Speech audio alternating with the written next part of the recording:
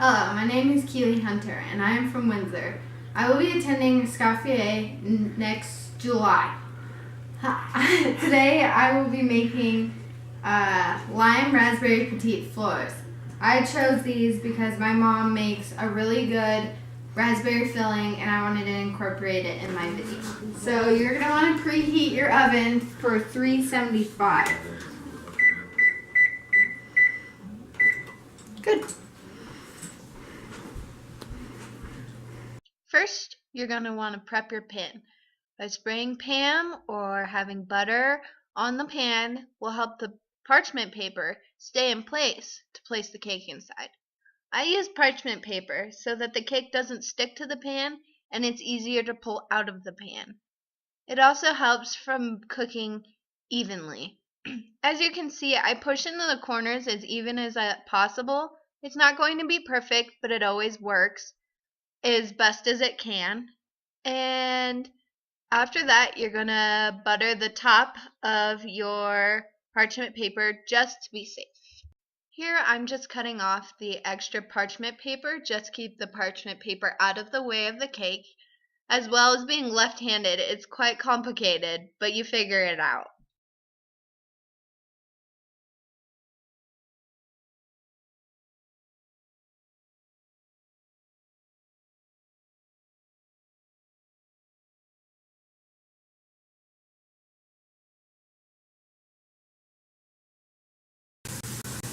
Helpful hints. Always wash your hands.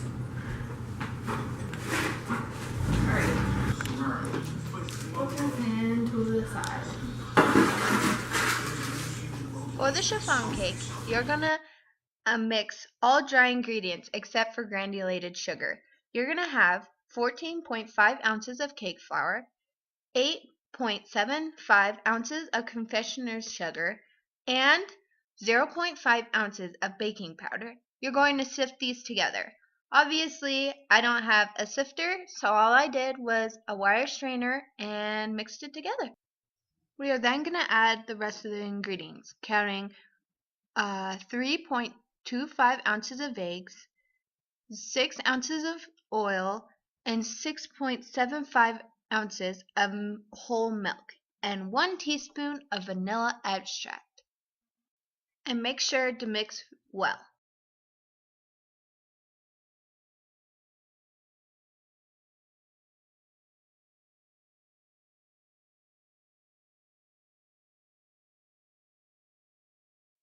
Next, in a large bowl, you're going to take 9.5 ounces of granulated sugar and 13 ounces of egg whites, and you are going to whisk. I start in the bowl just to mix it and then add it to the mixer and mix till nice and fluffy.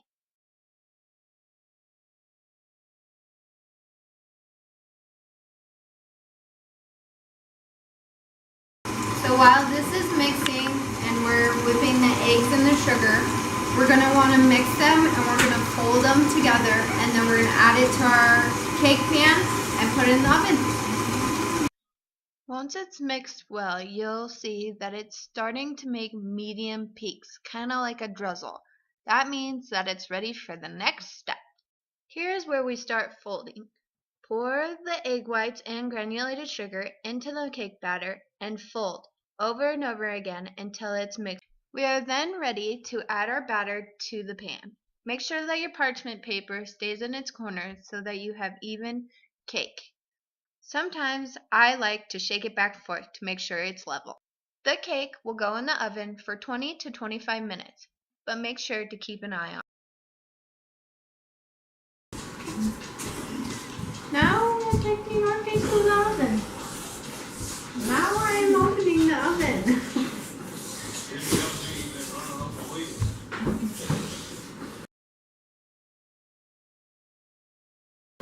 We're going to take 3 to 4 cups of raspberries and put it in our saucepan. And they can be frozen or fresh. I'm using frozen because there's no sugar added. Then I'm going to take my masher and mash up my raspberries. What are we making here, Keely? We are making my mom's raspberry filling, which we use in our small cake business. It's our customer's favorite and my favorite, and it's yummy. We're going to put our heat at low medium while we're mashing our raspberries. So as you can see, our raspberries are mashing up.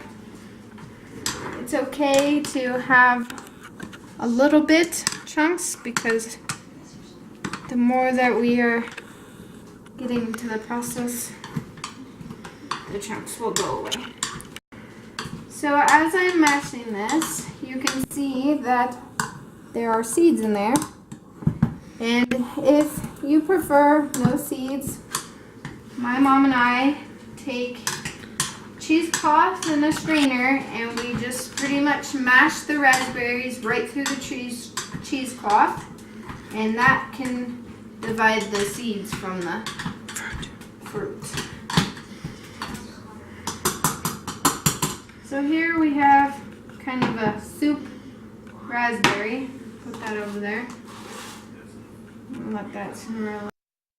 My mom and I like to have a tang to our raspberry filling, so we put 1 to 2 small squeezes of lime into our raspberry sauce. Roll your lime if it's too hard to squeeze. This will help. Then mix in 1 cup of sugar. Make sure you let it simmer for about 10 minutes. After 10 minutes, add cornstarch to water and mix slowly into filling. Let simmer. After simmering, you should have a jelly-like filling.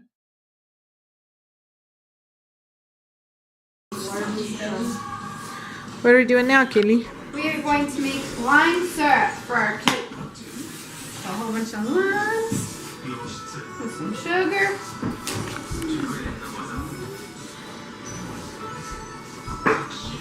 And water. I have 1 cup of water and 1 cup of sugar. Add to the saucepan. Let boil. Then take off heat, cool, and add 2/3 cup of lime juice.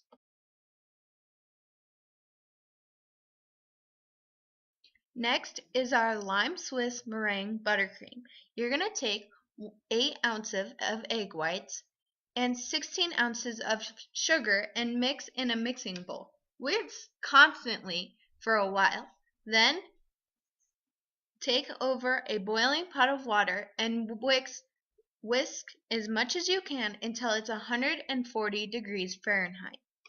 Then take back to the mixer and mix until you can touch it and it's cooler than your hands. Then, by teaspoon, add 1 pound of room temperature butter. When the butter is mixed, make sure to add your lime juice.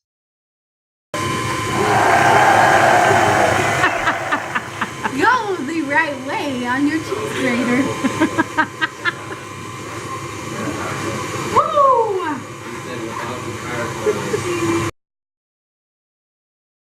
Now our fondant icing. Add 4.5 cups of confectionate sugar, 1/2 cup of water, 1/4 cup of light corn syrup, 1/2 teaspoon of vanilla, 1/4 tablespoon of almond extract. Mix all ingredients in a double boiler. After it is lukewarm, take off the double boiler and add a drop of food coloring. To assemble, after freezing the cake for about 30 minutes, flip over the cake onto a sheet of wax paper. Now take a pastry brush and apply a lime syrup to the cake layer. Then cut the cake into halves. After that, spread a thin layer of raspberry jam. Then spread carefully a layer of lime buttercream on top of the jam. Then add the second layer of cake onto the top with another brush of lime syrup.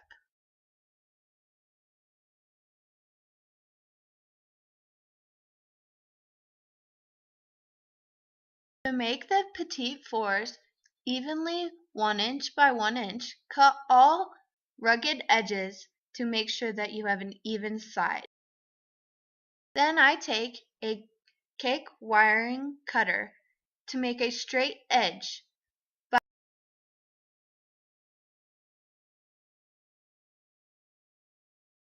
When you're ready to decorate, place on cooling racks and put icing into a container where you can drizzle over the top of the Petit floor to create a clear and smooth coating. When plating, you should always have an elegant piece. I like to do a whole bunch of designs on the plate, so I did little designs with my extra raspberry filling and the icing. I also placed an odd number because odd is always better, and when sprinkling the lime zest, make sure that you don't overdo it because it might ruin your whole piece. And after the lime zest, I just add a little raspberry, and you have your petites. You can always add middle pieces, but sometimes it's just too much. So here we have it. Lime raspberry petite fours. Thank you.